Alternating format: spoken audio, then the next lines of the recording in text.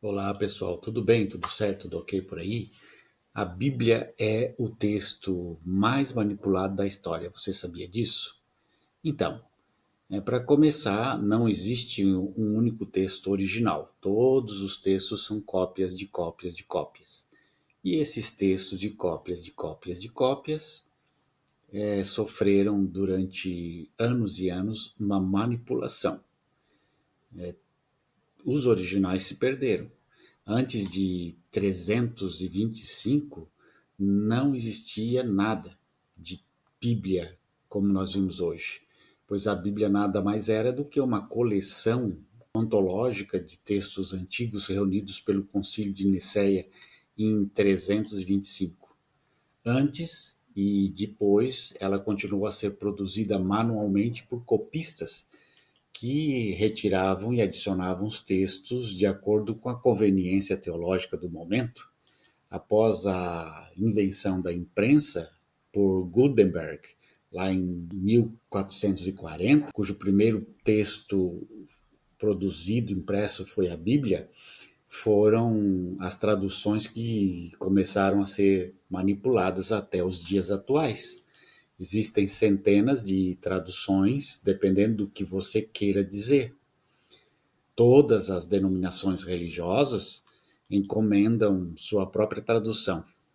Os católicos têm a sua própria tradução, os ortodoxos têm a sua própria tradução e os evangélicos protestantes têm a sua própria tradução.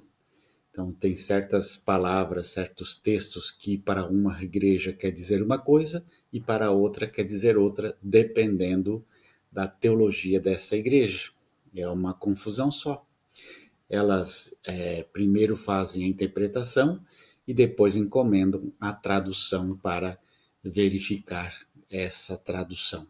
Além disso, a Bíblia católica aí tem 72 livros e as outras Bíblias, que são as dos protestantes, têm 66 livros. Martim Lutero, quando fez lá o racha com a igreja, com as suas 92 teses, ele resolveu tirar fora alguns livros que ele não considerava inspirado. Simplesmente assim. Então existiam 72 livros inspirados, e isso se viveu por mais de 1000 anos, e de repente Martim Lutero diz, não, não é assim, eu entendo que precisamos tirar alguns livros e só 66 são inspirados. Assim, do nada, como pode? De onde é que ele teve a força, a inspiração do Espírito Santo para dizer quais são os livros inspirados? Você percebe aí que são tudo brigas políticas, né, das igrejas, das percepções religiosas, de questões teológicas que fazem o Espírito Santo de bobo, né? O Espírito Santo inspirou 72 livros ou foi 66? Depende da visão de cada um e do que cada um quer que seja canonizado, que seja pensado pela população. Então você vê que o líder religioso, ele domina a religião, ele diz que ele tem o saber de Deus, ele conversa com Deus, ele está próximo de Deus por causa da sua função. Alguns dizem padre, bispo, papa, pastor, apóstolo, evangelista, missionário, todos esses que têm essa denominação se dizem pessoas próximas de Deus e que conversam com Deus e que têm aí o dom de interpretar a palavra de Deus e dizerem como é que o povo deve andar, como é que os fiéis devem se comportar, e começam a dominar, né, o pensamento das pessoas que participam das suas igrejas, e as pessoas, por acreditarem que estes seres religiosos são super seres próximos de Deus, acabam obedecendo às ordens desses pastores, que nada mais, nada menos, o que tem por trás deles é o desejo de dominar a população, dominar os seus fiéis, escravizar os seus fiéis,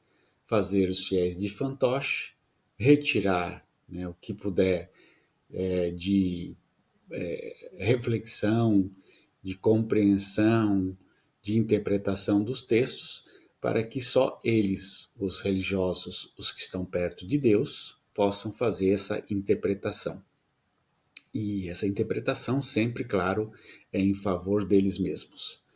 E o povo tem que dizer amém, porque eles são os enviados do Senhor.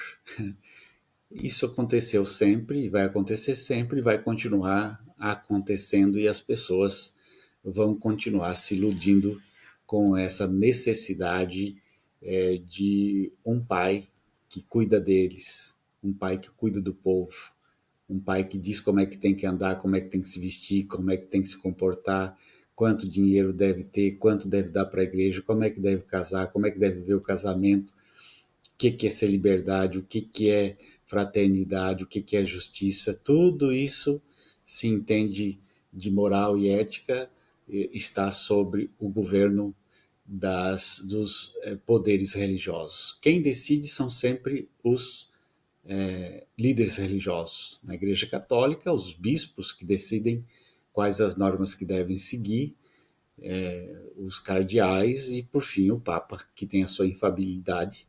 E aí o que ele diz é sagrado e pronto, né? E as pessoas só dizem amém. E também os protestantes também não têm Papa, entre aspas, porque tem o seu líder religioso que manda, o chefe da religião que manda, da congregação religiosa que manda, e ele diz para os seus súditos, líderes também, fazer aquilo que ele determina, ou senão vão ser expulsos. Aí nós temos vários aí, o Edir Macedo, que alguém brigou com ele e fundou uma igreja, mas que era apóstolo de Macedo, e assim por diante. Ou você faz o que eu quero, ou você sai fora. E aí algumas pessoas resolvem sair fora e fundar a sua própria igreja. Então, vamos dizer que o Edir Macedo é o papa da igreja dele. Vamos dizer que o Valdomiro é o papa da igreja dele. Ou fazem como o Valdomiro quer, ou fazem como o Edir quer, ou vão ser expulsos. A mesma coisa na igreja católica ou em qualquer outra igreja onde existem esses líderes soberanos que manipulam a Bíblia para que as pessoas não pensem, não reflitam, não se libertem, mas que através do medo, do inferno, da prosperidade, fiquem presos nessas ideias teológicas absurdas que as igrejas colocam na cabeça da população das pessoas. Um grande abraço, tchau, tchau.